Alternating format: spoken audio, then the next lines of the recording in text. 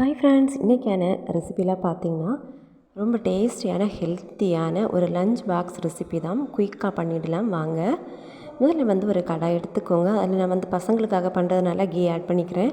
அதுக்கப்புறம் கொஞ்சமாக பட்டை, ஏலக்காய், ஒரு கிராம்பு இதை ஆட் பண்ணிக்கலாம். இதில் ஆனியன் ஆஃப் ஆனியன் கட் பண்ணி வச்சுருக்கேன். அதை ஆட் பண்ணிக்கிறேன்.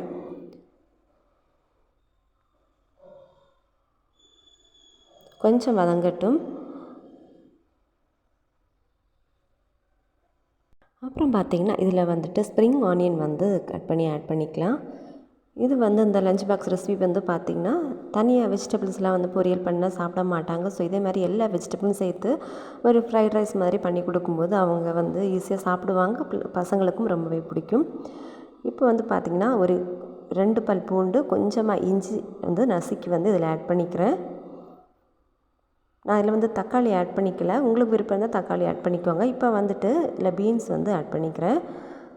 அப்புறம் கொஞ்சமாக முட்டைக்கோஸ் கட் பண்ணி வச்சுருக்கேன். அதை ஆட் பண்ணிவிட்டு நல்லா வதக்கிக்கலாம்.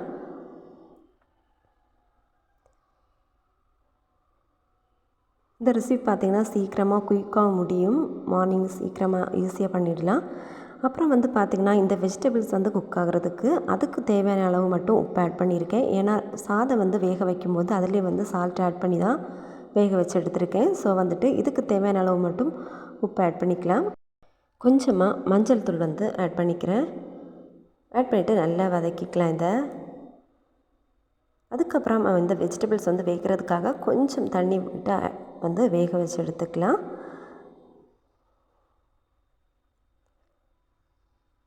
கிளறி விட்டுக்கோங்க. நான் காரத்துக்கு பச்சை மிளகாய் அதில் ஆட் பண்ணலை. ஸோ ரெட் சில்லி பவுடர் கொஞ்சமாக ஆட் பண்ணிக்கிறேன். இதில் நல்லா குக் ஆகிடுச்சு இந்த வெஜிடபிள்ஸ். ஸோ இப்போ பார்த்திங்கன்னா நம்ம வேக வச்ச ரைஸை அதில் ஆட் பண்ணிக்கலாம். ரொம்ப குழையாமல் எடுத்துக்கோங்க. அப்போ தான் நல்லாயிருக்கும் உதிரி உதிரியாக. ஆட் பண்ணிவிட்டு நல்லா மிக்ஸ் பண்ணி கிளறி விட்டுக்கலாம். ரொம்ப டேஸ்டியான ஹெல்த்தியான அவ்வளோ நியூட்ரிஷியஸான ஒரு லஞ்ச் பாக்ஸ் ரெசிபி ரெடி ஆயிடுச்சு.